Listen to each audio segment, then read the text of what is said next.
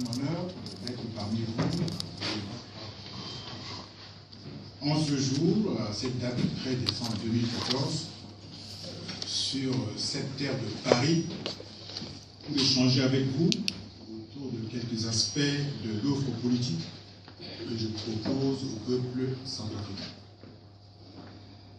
Il s'agit également de m'imprégner des difficultés qui sont les vôtres, de façon à me permettre de trouver avec vous des solutions adaptées. Après la ville de Sibut, où j'ai décidé officiellement de m'engager dans la compétition présidentielle, et la ville de Bangui, où, devant un parterre de journalistes, j'ai réitéré cet engagement, qui est celui de Bangui, la mienne. Me voici aujourd'hui devant vous. Le choix de Paris n'est pas fortuit. D'abord, nombre de nos compatriotes ont comme cadre de vie sociale et professionnelle Paris, ses environs et de manière générale la France et l'Europe. Donc, en m'adressant à vous aujourd'hui, je veux m'adresser à la diaspora, je veux m'adresser aux forces vives de notre nation et à tous ceux qui auront un rôle de premier plan à jouer quand viendra l'heure de la reconstruction de notre cher pays. Et vous faites partie de cela. Ensuite, ne l'oublions pas, la présence des forces françaises à travers l'opération Sangaris en Centrafrique, depuis une année, jour pour jour, a permis d'éviter de justesse le pire chez nous. Même si ce qui se passe, c'est le pire. Certains d'entre eux, les troupes de la Sangaris, sont tombés sur le champ d'honneur. Qu'il me soit permis ici d'adresser à leurs proches toute ma compassion. Enfin, Paris est la capitale de l'ancienne puissance coloniale. Des relations bilatérales historiques lient de ce fait le Centrafrique et la France, qui est d'ailleurs notre partenaire privilégié. Avant d'aborder mon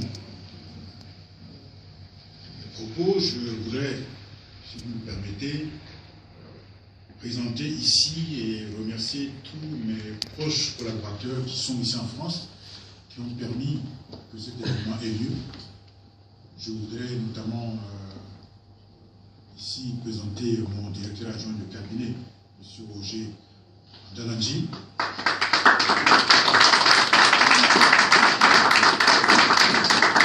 J'ai aussi ma chargée de relations extérieures et de la communication, Mme Winnie Piroua Ewongo. J'ai un conseiller spécial en personne de Jean-Paul Elza.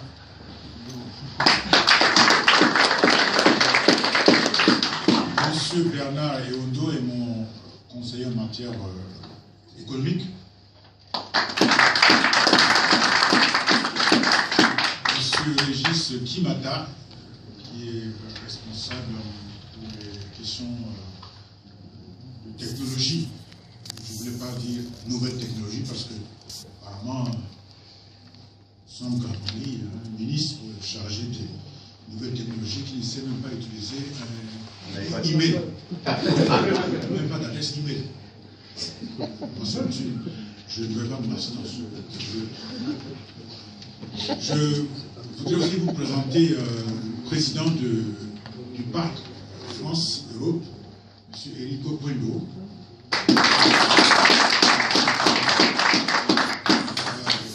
M. Sylvain Dodé, le vice-président. M. Dieudonné Lamassa, secrétaire général. Il y a Delano, le jeune Delano, qui est mon conseiller ici. Je crois que j'ai fait le tour un peu de ceux qui sont présents ici, Emmanuel Babou aussi, qui est à droite. Donc, chers compatriotes, jusque dans les années 90, un grand nombre de nos élites étaient formées dans les grandes universités occidentales et notamment en France. Ces jeunes cadres avaient l'obligation, à la fin de leurs études, de rentrer et servir le pays conformément à l'engagement décennal qu'ils avaient préalablement signé. Et une fois au pays, ces jeunes centrafricains étaient systématiquement pris en charge par l'État et pour la plupart intégrés dans la fonction publique. L'abrogation du texte instituant l'engagement décennal a eu, entre autres, pour conséquence, une fuite de cerveau sans précédent. Consciemment ou inconsciemment, de ce sait, en supprimant l'engagement décennal, et pire, en mettant en place une politique d'exclusion de nos élites. Les dirigeants de l'époque, et ceux qui sont suivis, ont fait un cadeau à l'Occident au détriment du développement de notre pays. Il se pose aujourd'hui avec acuité le problème d'insuffisance des cadres compétents en Centrafrique. À tel point que l'Afrique de l'Ouest est devenue, à prix d'or, le plus grand pourvoyeur de certaines compétences introuvables en Centrafrique. Tout porte à croire que les choses ont été organisées pour éloigner du pays ces dignes fils et filles capables de le sortir de l'ornière. Mes chers compatriotes, maintenant qu'ils ont réussi à écarter les têtes pensantes de ce pays, c'est-à-dire vous, entre autres, qu'en ont-ils fait depuis bientôt 30 ans? En réalité, les gouvernements qui se sont succédés n'ont rien fait d'autre que de plonger ce pays au fond du gouffre. Nous avons entendu dire ça et là que la responsabilité de cet échec serait collective. Une belle blague. En quoi les fonctionnaires qui accusent dans ce pays plusieurs années de salaires impayés seraient-ils la cause de leur propre malheur? Soyons sérieux, tant soit peu. En l'absence des têtes pensantes, c'est-à-dire de vous, entre autres, le pays a été livré depuis plusieurs décennies durant aux hommes et femmes, soi-disant politiques, peu qualifiés, incompétents, véreux, cupides et corrompus, qui défendent des intérêts claniques. Ces gens confondent le bien public et leur propre délire. Des assoiffés de pouvoir qui veulent coûte que coûte, vaille que vaille, maintenir leur mainmise sur les populations exemples, fatiguées d'être torturées par ceux-là même en charge de leur apporter une vie meilleure. Voilà la vérité, chers compatriotes.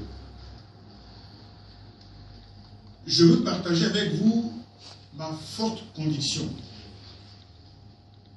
La RCA reste et restera indivisible.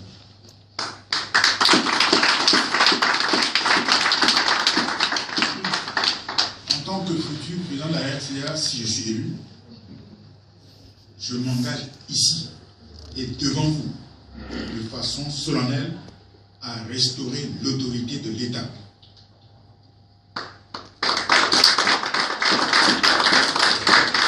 Je m'engage à assurer la sécurité des biens et des personnes sur l'ensemble du territoire national et je mettrai fin à l'impunité.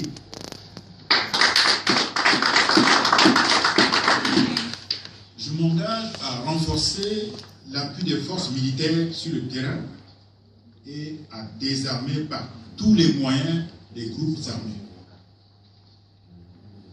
les questions de sécurité seront au cœur de mon action politique et le retour à une paix stable et durable est une urgence pour l'action que je souhaite mener une fois élu. Mes chers compatriotes, vous pouvez croire en ma détermination à créer les conditions de retour à une paix durable en RCA. Je veux tout particulièrement m'adresser à tous les investisseurs. Notre pays, la RCA, dispose des ressources énormes, d'importants gisements de matières premières, une main-d'œuvre qualifiée. Élu président de la RCA, et je sais que je peux compter sur vous tous, vos amis et vos familles, je m'attellerai à créer des conditions favorables pour inciter les entreprises à s'installer chez nous à RCA, terre grande, terre d'accueil.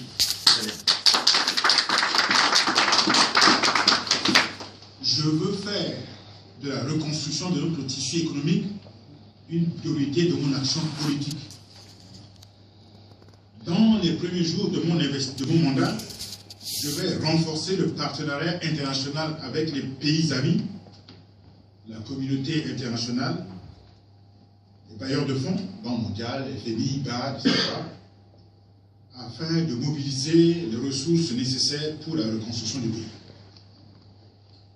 Je vais accélérer l'intégration régionale avec les pays de la CEAC et proposer aux États qui le veulent la création d'un État fédéral tel que le pensait Boganda, après consultation du peuple centrafricain. Notre pays, faut-il le rappeler, a été créé et imaginé par son fondateur pour exister dans un ensemble plus vaste. D'où le nom de la RCA. C'est 4 pays. Vous pensez Boganda. Les couleurs de nos drapeaux, chacune représentant chacun de ces pays. Voilà le rêve de Boganda. Mes chers compatriotes, ce sont quelques axes de la politique très volontariste que mon gouvernement va mener pour remettre notre cher et beau pays sur les rails. Mais aujourd'hui, devant vous, mes chers frères et sœurs, je vais surtout aborder longuement les questions liées à la reconstruction de notre pays. Comment impulser le développement de ce pays qui est devenu le ventre mou de l'Afrique centrale? Je traiterai des secteurs essentiels, parmi d'autres, notamment la santé, l'éducation et la formation, l'agriculture, l'énergie et les ressources minières. Donc, je vais aborder avec vous aujourd'hui des questions relatives à ces secteurs, l'état des lieux, les grandes lignes de ce que je propose. Ensuite, je m'adresserai à vous, compatriotes de la diaspora française, en France notamment, et je vous dirai ce que je propose comme politique vis-à-vis de vous. Naturellement, il ne s'agit pas ici d'un programme chiffré, puisque cela vient après. Là, c'est les grandes lignes politiques d'orientation. Donc, le moment venu, je vais décliner mes propositions dans d'autres secteurs et je serai prêt, en tout cas, au moment de la campagne électorale, je serai prêt, mon équipe sera prêt pour vous présenter un programme chiffré. Nous avons déjà, au moment où nous parlons, un premier draft d'un programme d'urgence pour les 6 premiers mois si nous sommes élus.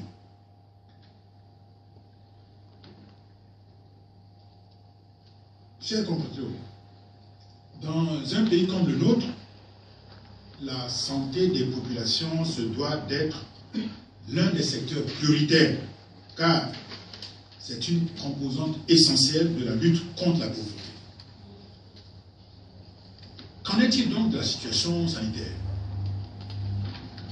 Selon les données statistiques du Plan national de développement sanitaire 2006-2015, les niveaux des indicateurs de santé sont alarmants. De 1983 à 2003, soit une période de 20 ans, l'espérance de vie à la naissance des populations a régressé de façon drastique pour se situer à 40 ans chez les hommes et 45,7 ans chez les femmes. Même si le taux de mortalité générale est passé de 26 pour 1000 en 1959, fin de la période coloniale, à 17 pour 1000 en 1988.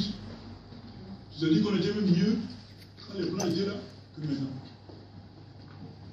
Il n'en demeure pas moins que ce taux est reparti à la hausse pour atteindre 97 pour 1000 en 1995. Et finalement, 132 pour 1000 en 2003. Ces chiffres, comparativement à ceux de nos voisins, sont tout simplement inadmissibles. Le Gabon affiche en effet un taux de mortalité générale de 64 pour 1000 sur la même période d'observation. Nous, c'est 132.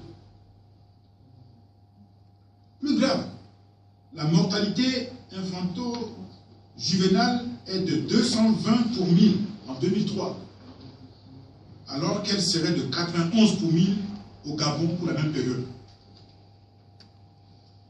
Selon les données issues du recensement général de la population et de l'habitation de 2003, la mortalité maternelle se situe aux alentours de 1355 pour 100 000 naissances vivantes. Ce taux serait de 420 au Gabon et 5 en Finlande pour 100 000 naissances. En d'autres termes, donner la vie qui aurait dû être un grand moment de bonheur apparaît chez nous comme un danger de mort potentiel pour nos filles, nos sœurs, nos femmes et nos mères. C'est une honte pour la République. Le Centrafrique est subdivisé en 7 régions sanitaires, région sanitaire 1 à 7. L'analyse de la répartition des infrastructures de santé met en évidence un déséquilibre criant d'une région à l'autre.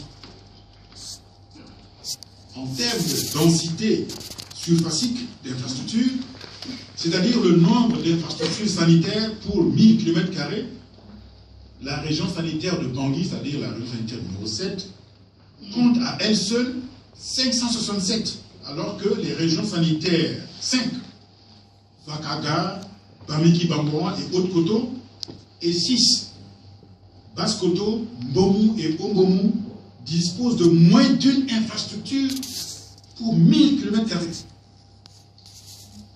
Le reste des régions sanitaires compte 1 à 2 infrastructures pour 1000 km². De telles inégalités, trop longtemps entretenues par les gouvernements qui se sont succédés depuis 30 ans, justifient le mal-être de nos compatriotes de province qui, de fait, sont considérés par le pouvoir central de Bangui comme des citoyens de seconde zone. D'ailleurs, ces gouvernements ont toujours cru que le Centrafrique ne se limite qu'à Bangui et ses proches environs. Moi, je vis à Bangui depuis 1 an, tout près du palais présidentiel. Ces gens-là considèrent que la RCA, c'est 2 km² là, entre le palais et la cathédrale. C'est là qu'ils circulent. Ou pas ailleurs.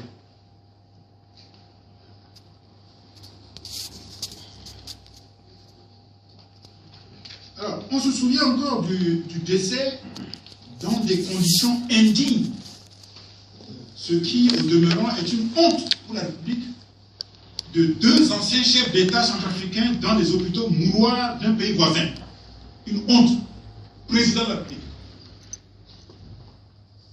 Les évacuations sanitaires dans les pays tiers avec des coûts exorbitants, difficilement supportables par le budget national, relèvent d'une politique sanitaire d'un autre âge.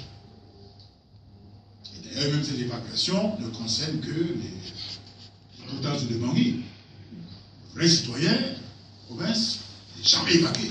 Jamais. Jamais. Surtout lorsqu'on sait que dans la plupart des cas, les patients sont évacués pour des pathologies qui auraient pu être traitées sur place. Si les hôpitaux étaient dotés des équipements nécessaires. Dans le même temps, à Bangui, l'hôpital de l'Amitié et le Centre national hospitalier universitaire de Bangui, qui sont pourtant des hôpitaux de référence, sont dans un état de dégradation avancée.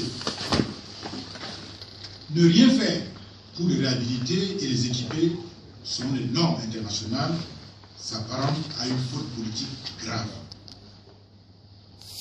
Il en est de même de l'état du complexe pédiatrique que j'ai visité. J'ai fait des dons de médicaments. Et celui de l'Amitié, que j'ai aussi visité, qui mérite un sérieux toilettage, voire une extension. Tout compte fait.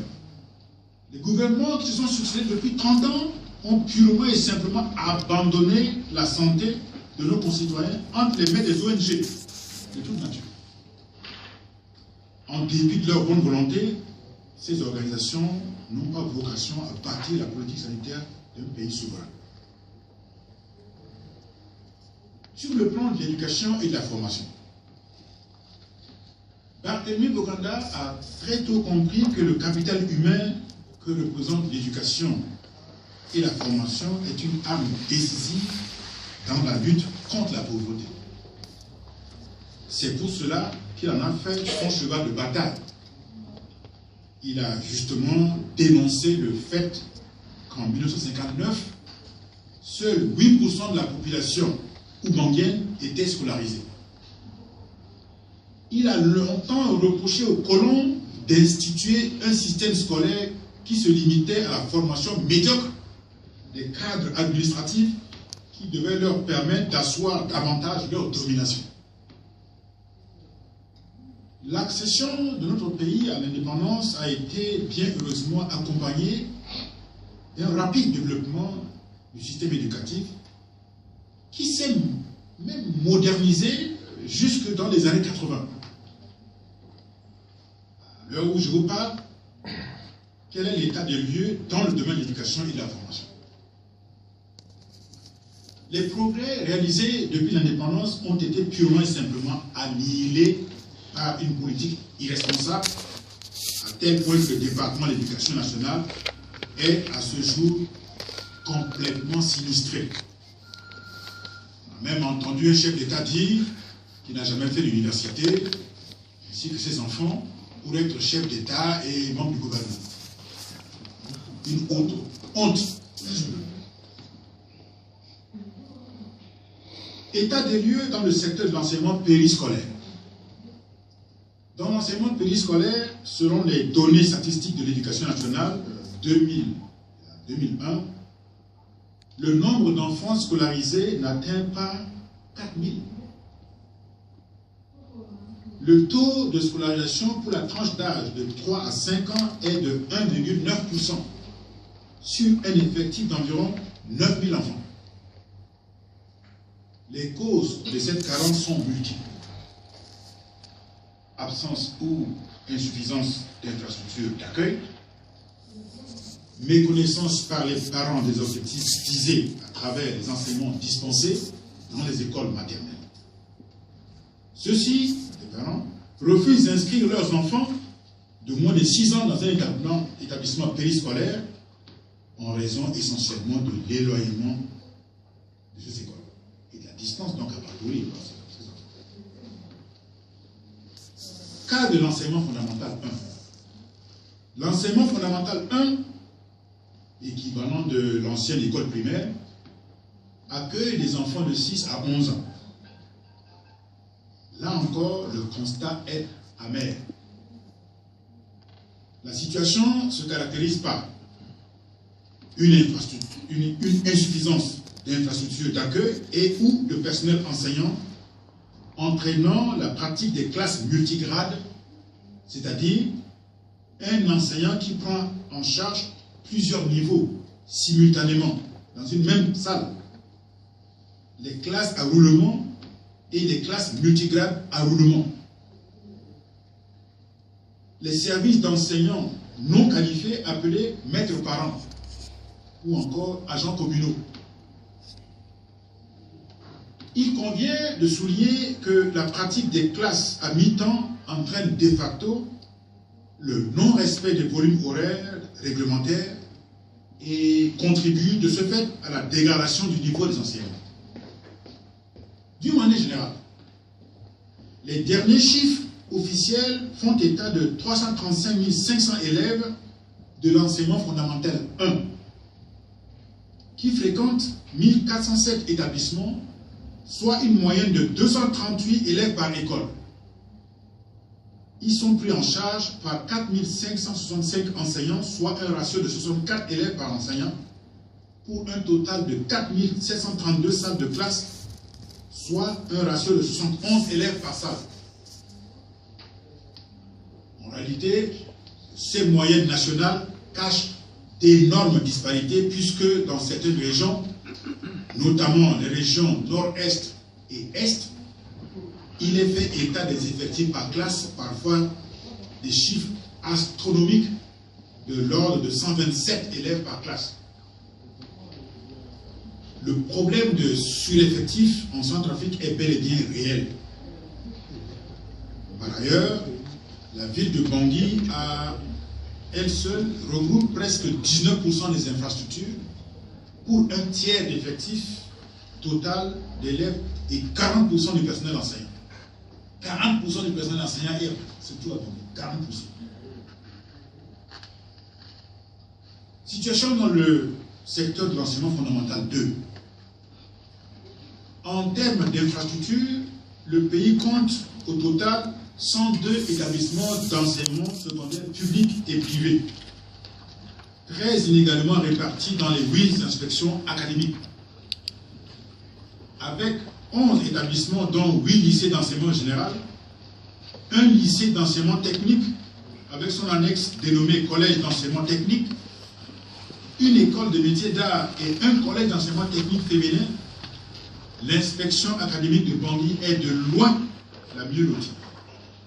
En revanche, l'inspection académique du Nord-Est compte 3 établissements, dont un lycée et 2 collèges d'enseignement général. 3 établissements.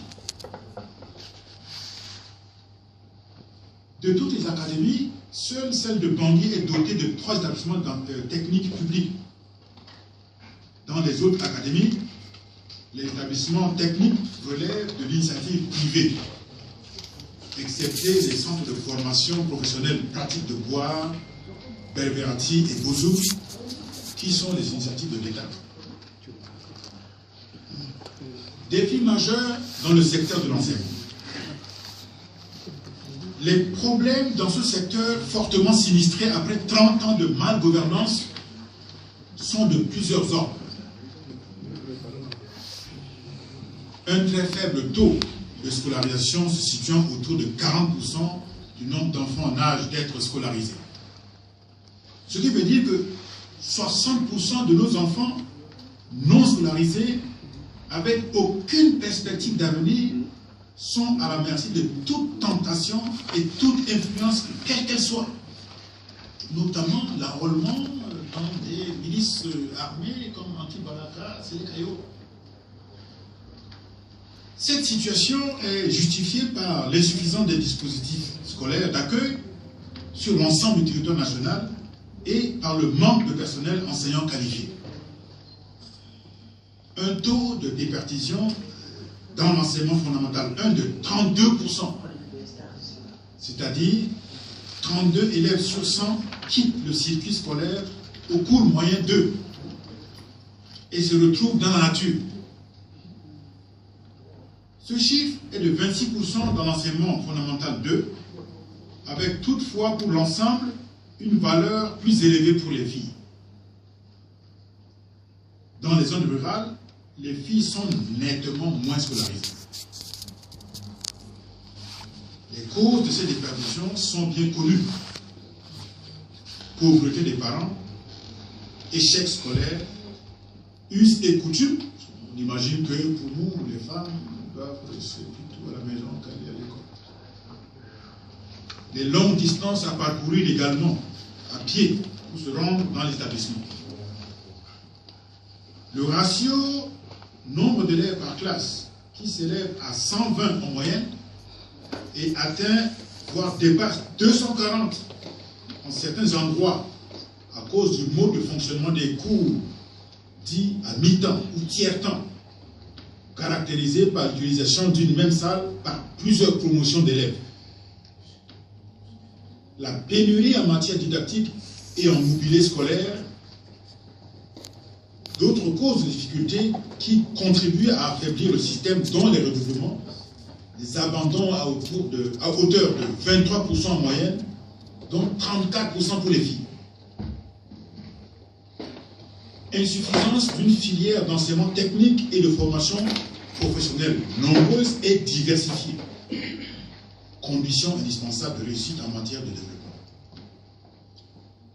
À toutes ces difficultés, il convient d'ajouter la démotivation et la dévalorisation du métier d'enseignant,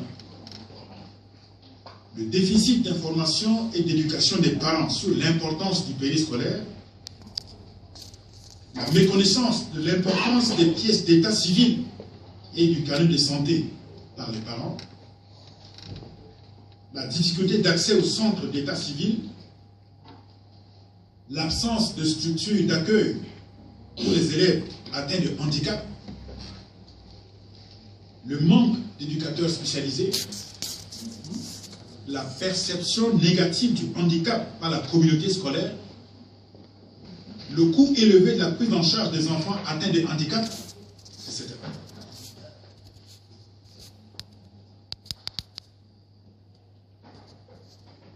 Agriculture et développement rural. L'agriculture reste et demeure le principal pilier de notre démarrage économique. Le Centrafrique dispose d'un formidable potentiel en production agro-pastorale. Si l'on considère l'étendue des savanes, des forêts, la fertilité des sols et le réseau hydrographique dense et alimenté de manière quasi permanente. Les conditions climatiques et édaphiques favorables de notre pays sont de nature à permettre presque partout la pratique des cultures vivrières, des cultures d'exportation, des cultures contre-saison et d'élevage. Plus de 350 000 familles sont engagées dans les activités agricoles, avec en moyenne 5 membres par ménage en âge de travailler. On dénombre donc environ 1 750 000 travailleurs agricoles. De fait, le secteur d'agriculture est de loin le premier pourvoyeur d'emplois en Centrafrique. Culture vivrière. Les cultures vivrières occupent près de 75% des surfaces cultivées et représentent plus de 40% de la valeur ajoutée à l'agriculture. Les plus importantes cultures vivrières sont le manioc, aliment de base des populations centrafricaines, qui est la culture la plus répandue. Le manioc représente 60 à 70% des apports calorifiques d'origine végétale. La consommation brute est estimée en moyenne à 178 kg par personne par an. Mange le manioc. Avec un rendement moyen de 900 kg à l'hectare de maïs, qui occupe 15% des surfaces cultivées en produits vivriers.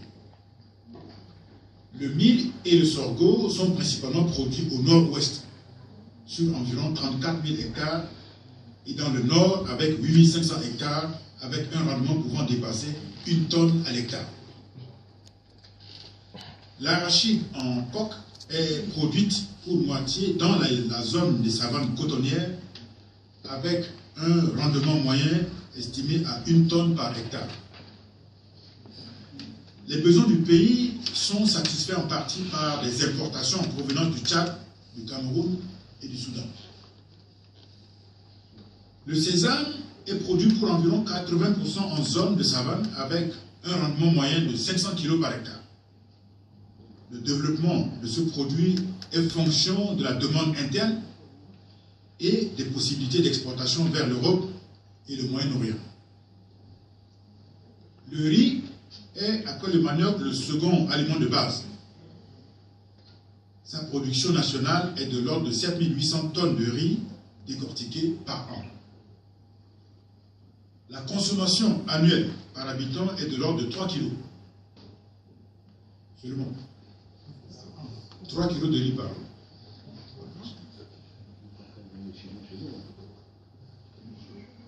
Vous le dites si bien. L'essentiel de la production est d'origine pluviale avec un rendement d'environ 1,6 tonne à l'hectare. La production fruitière concerne d'une part la banane douce, la mangue, les agrumes et l'ananas provenant des zones forestières, et d'autre part les bananes plantains, les ignames, le taro, le haricot, la patate douce et diverses légumineuses. Le maraîchage concerne essentiellement la production des légumes traditionnels, légumes, feuilles, gombo, piments, réalisés dans les jardins de cases ou en interculture, et la production en zone périurbaine des légumes de type tempéré, choux, tomates, concombres, carottes, aubergines, laitues, courgettes, oignons, poireaux, céleri, persil, etc. Les cultures d'exportation ou de rente.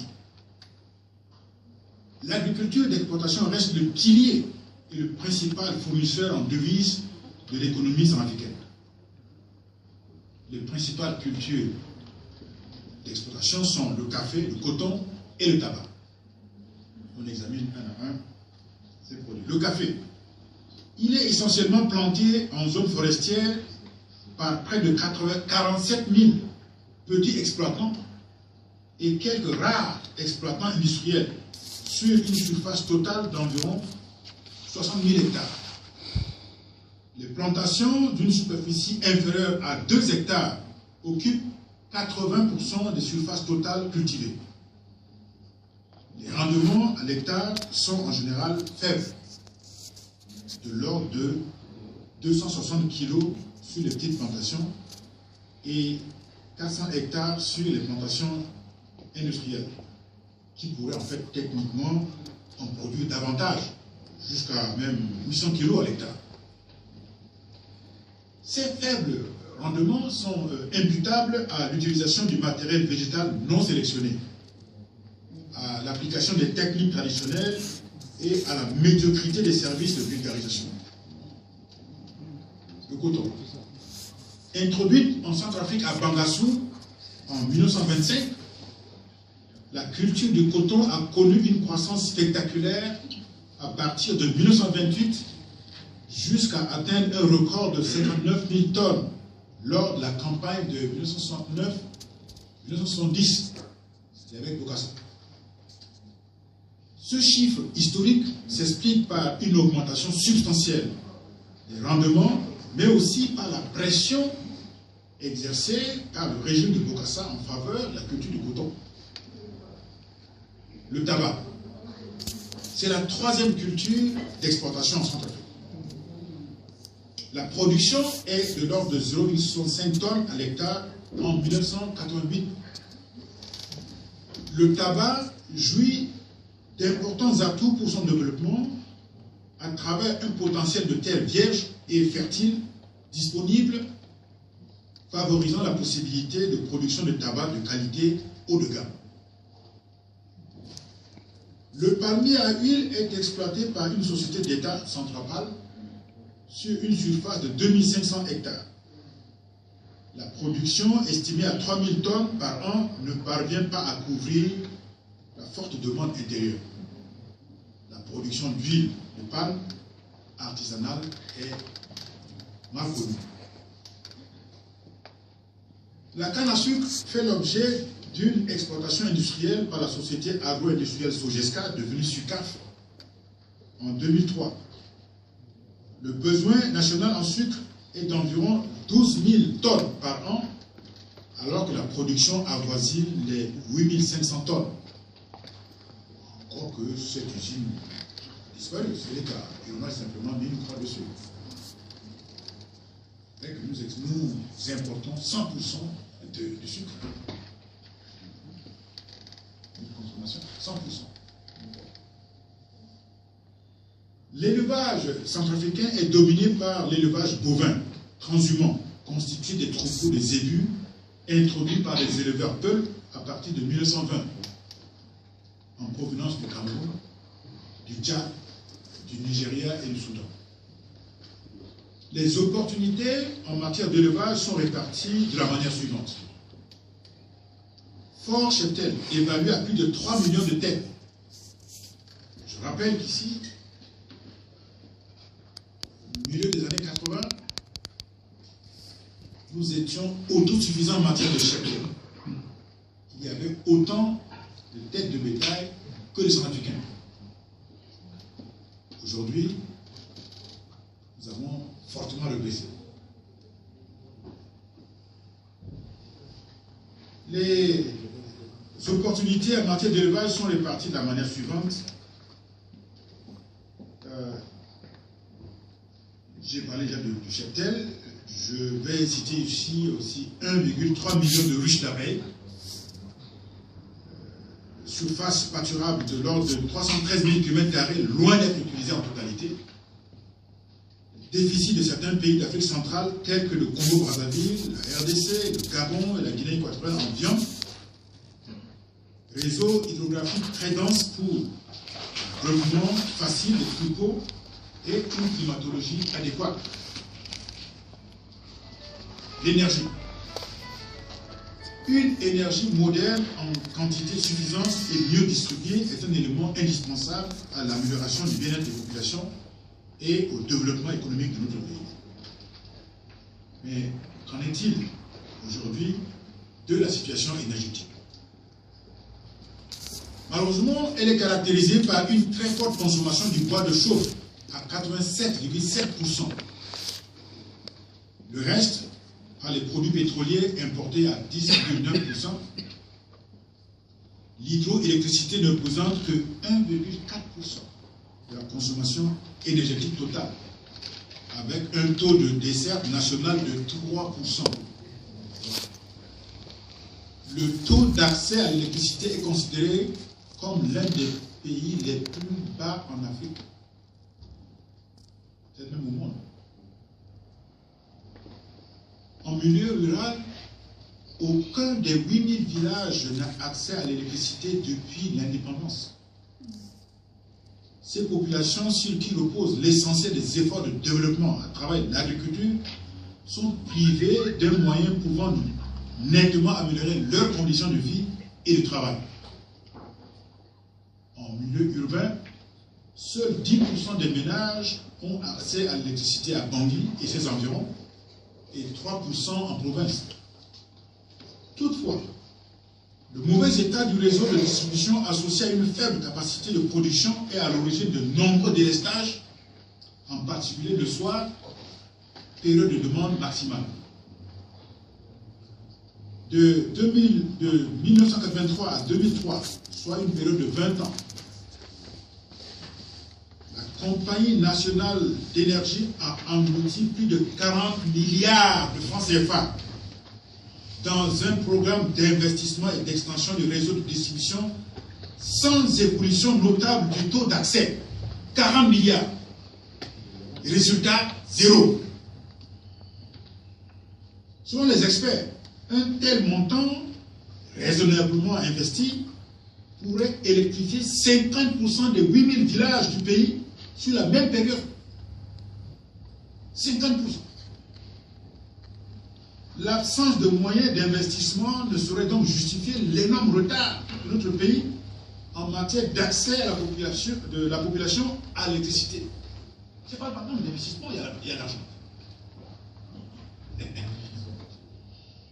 Somme toute, la politique menée dans le secteur énergétique jusqu'ici a consisté à distribuer la misère à nos concitoyens. La capacité de production très insuffisante n'ayant guère suivi l'évolution démographique. Et pourtant, notre pays dispose d'un excellent potentiel énergétique, essentiellement en ressources hydrauliques, au moins 500 MW inexploités, et solaire photovoltaïque, irradiation annuelle moyenne de 1461 kWh par mètre carré. Cette valeur est portée au double dans les régions du Nord, soit de 922 kWh par mètre carré. S'agissant des combustibles ligneux dont l'exploitation permettrait, grâce aux déchets de bois des scieries, de produire de l'électricité de la filière biomasse, le potentiel ligneux commercialisable du massif forestier des régions du sud et ouest est estimé à 93 millions de 557 000 mètres cubes.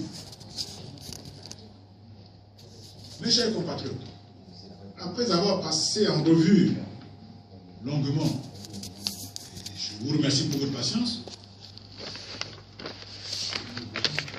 eh bien, regardons maintenant ce qu'il faut faire donc, dans ces domaines clés. Notamment ma vision dans ces domaines-là. Le projet de reconstruction de la RCA que nous portons s'inspire largement de la vision du président fondateur Barthélemy Bokanda dans les idéaux du MESAD, déclinés par les 5 verbes nourrir, soigner, vêtir, loger et instruire. Ce programme d'action adapté à la situation actuelle permettra à terme de rompre avec le cercle vicieux des crises militaro-politiques qui secouent la RCA depuis plus de 20 ans et de jeter les bases d'un développement futur harmonieux. Ce développement passe par l'amélioration des conditions de vie et la satisfaction des besoins élémentaires de tous les Africains. Alors, comment améliorer notre système de santé et le rendre plus performant? Notre politique vise à apporter une contribution significative à l'amélioration de l'état de santé des populations centrafricaines, en particulier celui des couches les plus vulnérables et les plus pauvres. Les objectifs